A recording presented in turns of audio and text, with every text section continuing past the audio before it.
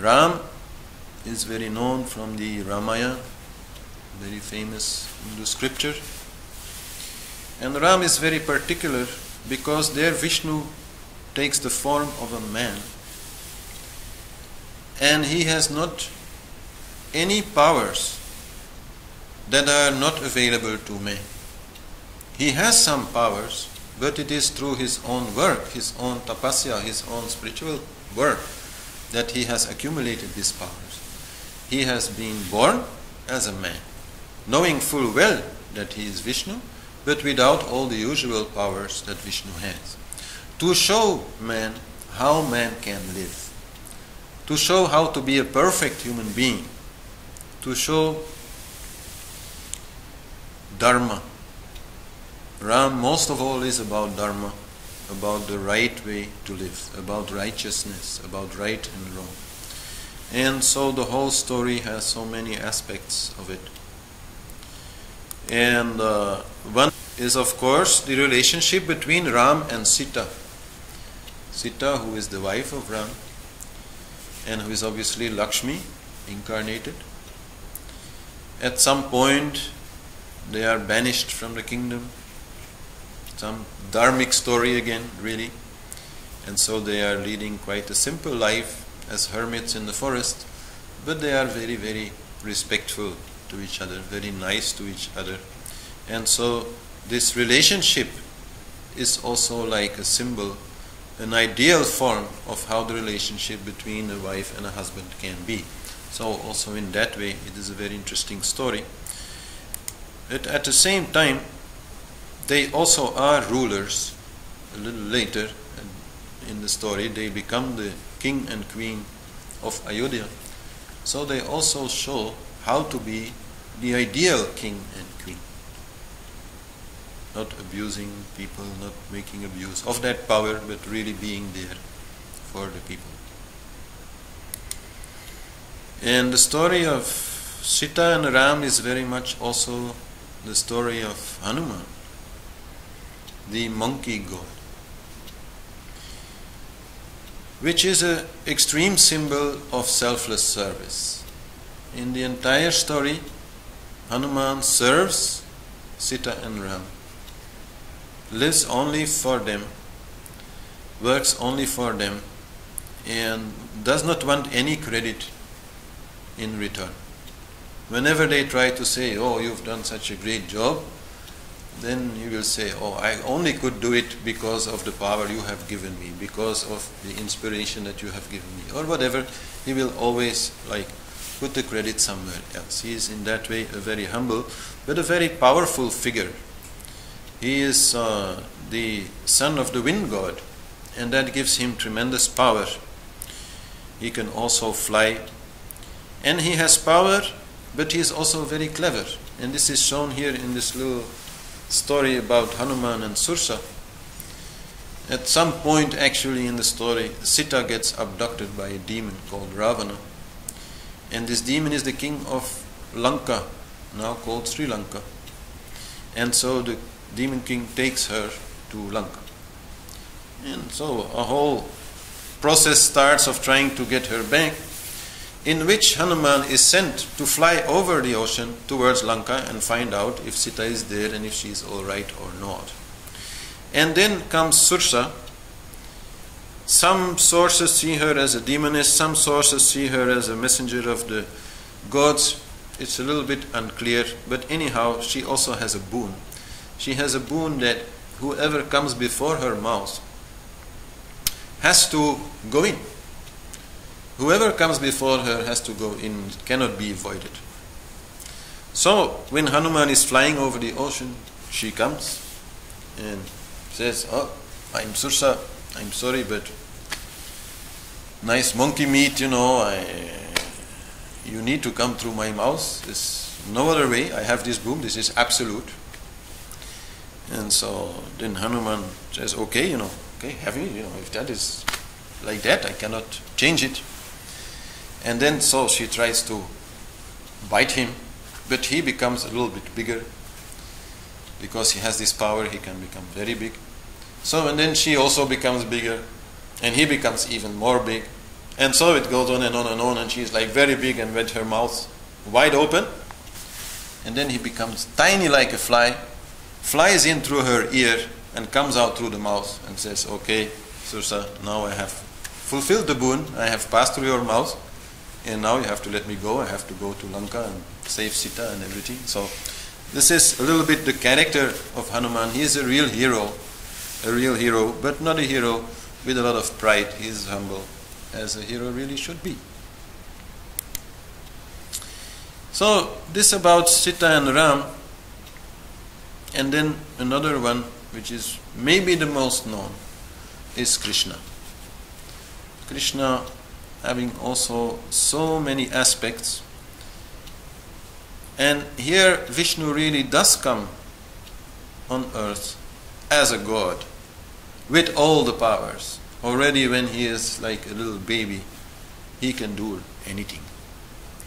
And so he gets born in Vrindavan, where he is a cowherder with some other friends who are also cowherders, but who actually are also incarnated gods. Actually, when Vishnu came as Krishna, almost everybody in heaven joined the club. And so this is a great story where all the gods become like humans, and also all the goddesses. So the milkmaids of Vrindavan, the gopis, also are very important in the story of Krishna. And he was known to be very beautiful, to be a great artist, and especially he could play the flute very well. So very often he is shown playing the flute. Krishna is very particular. He is the ideal God, you could say, and very much about love. Love, beauty, Shringara Rasa. It's very much what Krishna is all about. And in that way also Bhakti Yoga. So obviously he comes not just to have fun, he comes to kill not just one demon but many demons. Like here we have one demon, the snake, who is like poisoning the whole river. So Krishna, even though he is still small, jumps from a tree on top of the snake and dances on his heads, and with every step he gives him a big hit on the head, so that way he can defeat this demon. This is just one example of many which are there. Another part is that Indra, the king of the gods, in the beginning does not really know that Krishna is Vishnu. And since everybody is starting to like Krishna so much and to worship Krishna, he becomes a little bit jealous. And being also the god of the wind and the storm, he sends a big storm to that place in Vrindavan to make everybody scared of him and forget about Krishna. But so then Krishna just simply picks up a big mountain and lifts it over his head and protects everybody from the storm. So this is showing how powerful Krishna really is. And at that moment Indra understands this is not a normal boy, this must be something special. So he goes to have a look and sees, oh, this is Vishnu. So he understands his mistake and apologizes. A very important other part of the story is the relationship between Krishna and Yashoda. Yashoda, who is not his mother but his foster mother. This has to do with how he was born and a little bit hidden away until he became of age, even though at that age he already had such powers. But so the love between a mother and a child is beautifully described here in the story between Krishna and Yashoda. And this is really an example to all mothers. And whenever any lady here is becoming a mother, I suggest you read that story. It is very interesting. And also very entertaining, because as a child, Krishna is quite naughty and playful, and he often teases Yashoda in many different ways, playing tricks on her. Like one time he will open his mouth and she will look inside, because I think she thinks some mud is in there, like a child, put mud there. And he opens his mouth and she looks inside and sees the whole universe. like stars and galaxies and everything. She's like very confused about that. And he likes to also tease others. He likes to also tease the milkmaids of Vrindavan. So when they are taking a bath in the river, he is taking their clothes and climbing up into the tree and taking the clothes with him. And then he forces them to come out naked without any shame before him in order to get their clothes back, saying that if they really recognize who he is, pure cosmic consciousness, that then what use are clothes? Why would there be any shame in nakedness? So Krishna not only had all the powers, he was also quite clear about who he was to the people there in Vrindavan. So they could really live with a God. And obviously everybody loved him, and the milkmaids of Vrindavan, the gopis, they were all in love with him. And at some moment he also multiplied himself in so many forms as there were milkmaids, and danced with them all night on a full moon night in September when the moon is very big and the time is very romantic. He was dancing with them, and is called the Krishna Lila or the Ras Lila. And so they could all enjoy him. And still he had one favorite, which was obviously Lakshmi incarnate, and this is Radhe. And so also the story between Krishna and Radhe is very interesting. You could say it's a very romantic love story, in which, for example, also things like jealousy are mentioned. In this picture, actually, Radhe is jealous of the flute of Krishna, because he is touching the flute to his lips and blowing his prana into it, and things like that, and she is getting a little jealous and takes it and does not want to give it back. So many stories are there, but here Radha also represents the ego in the most ideal form, in the most divine form. The ego also has a divine form. I've very often said, if you are a mango tree, then all you can do is be the best possible mango tree. If you are an apple tree, all you can do is be the best possible apple tree. That is the ego in its most divine form. And that is Radhe. And one way it was once described to me, it was very beautiful. Then the person was talking about meditation, and he said, well, if you are in meditation, then first you kind of need to focus on the divine. So, okay, you take Krishna and you put him there, and then you can focus on the divine. But then still you are there inside, standing in the way of your concentration. So then you also take yourself out as Radhe. So that is how the worship of Krishna and Radhe together works. So this is a very beautiful way. In some art you will see, like here, Krishna and Radhe as a rather mature couple. But this is really more like a fantasy of the artists, because in the story it is not like that. In the story, at the age of 14, Krishna goes to a ashram to be taught and leaves Radhe, and they never see each other again. So this is the end. So whatever happened there between Krishna and Radhe was like very romantic, very like on a child level or a very young adolescent level. It's more like in this picture where they are having a lot of fun exchanging clothes. So Krishna, who is bluish in skin, he has put on some lady clothes from Radhe, and Radhe has put on his clothes with the peacock feather, and they're having fun. This is more this kind of story in the scriptures. But so Krishna very much has to do with bhakti, with devotion, with offering flowers, with offering incense, offering light, water, all these things to the deity, And Krishna himself also has very much talked about that. He has talked about that in probably the most famous Hindu scripture called the Bhagavad Gita. The Bhagavad Gita, which is a part of the Mahabharata, a story actually where Krishna already is older, is a man, is a leader, and is also involved in a big war that is happening between the two big families called the Pandavas and the Kauravas. I'm not really going into that. But so in this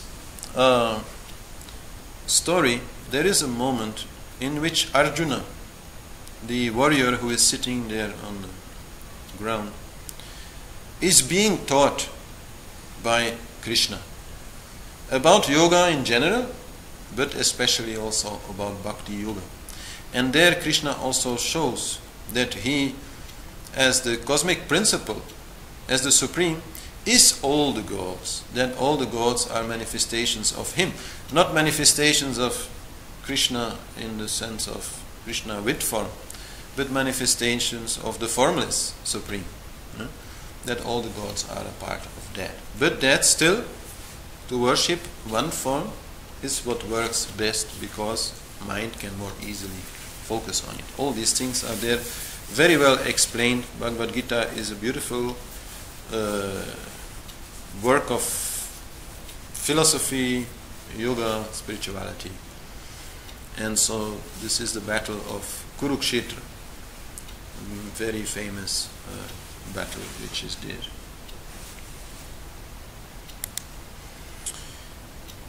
Strange enough, in the story, Krishna actually is not the only Vishnu which is around.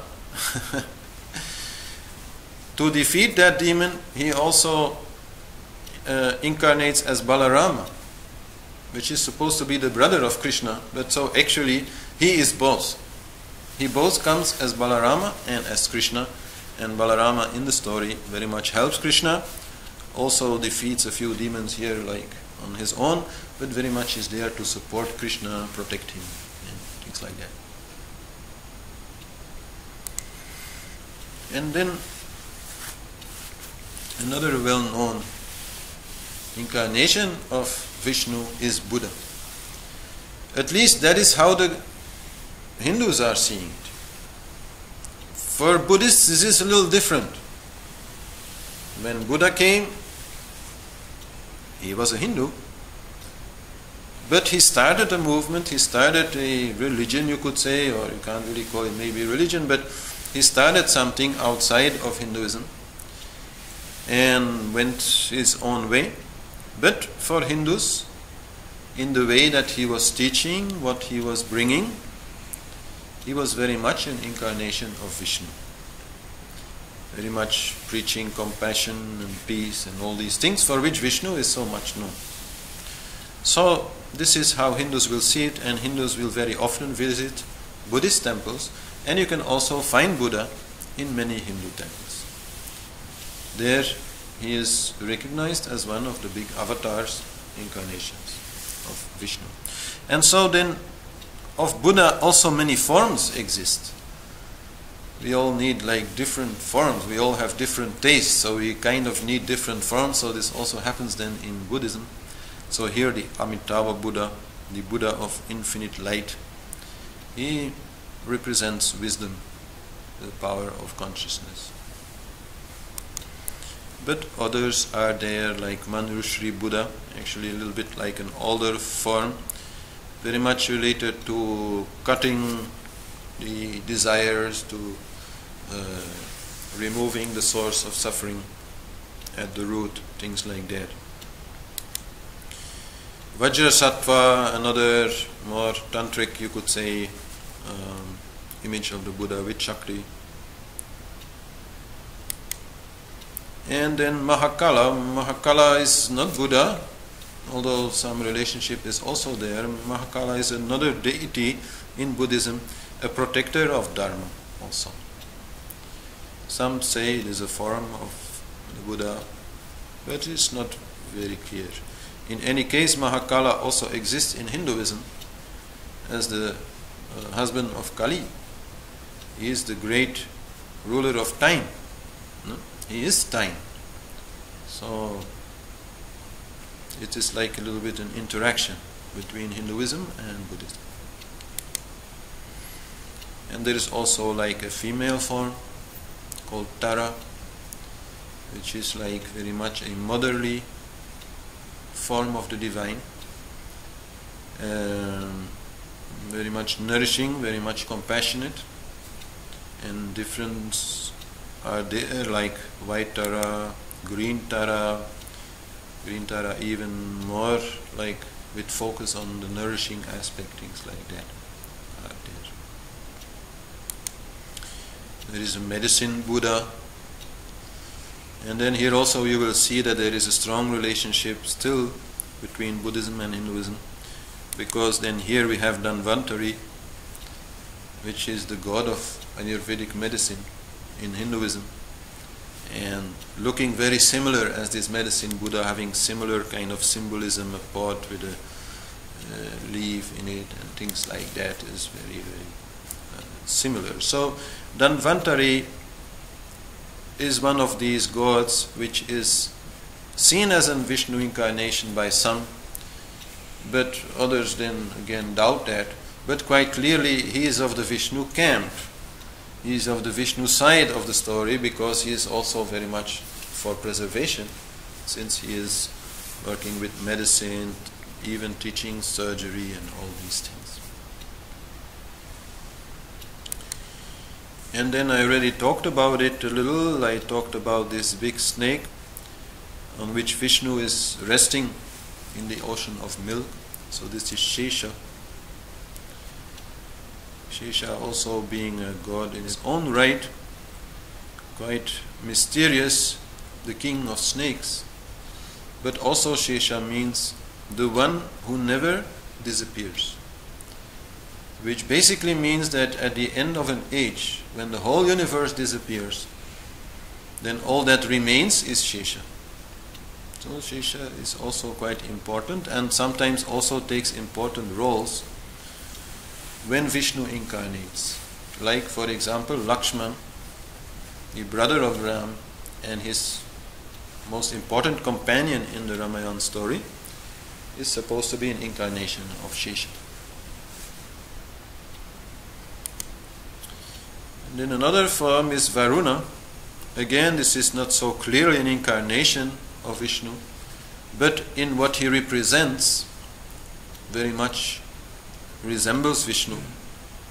He is the god of the seas, lives deep in the sea, and is very well known for his compassion. He is one of the very early Vedic gods, as it is said.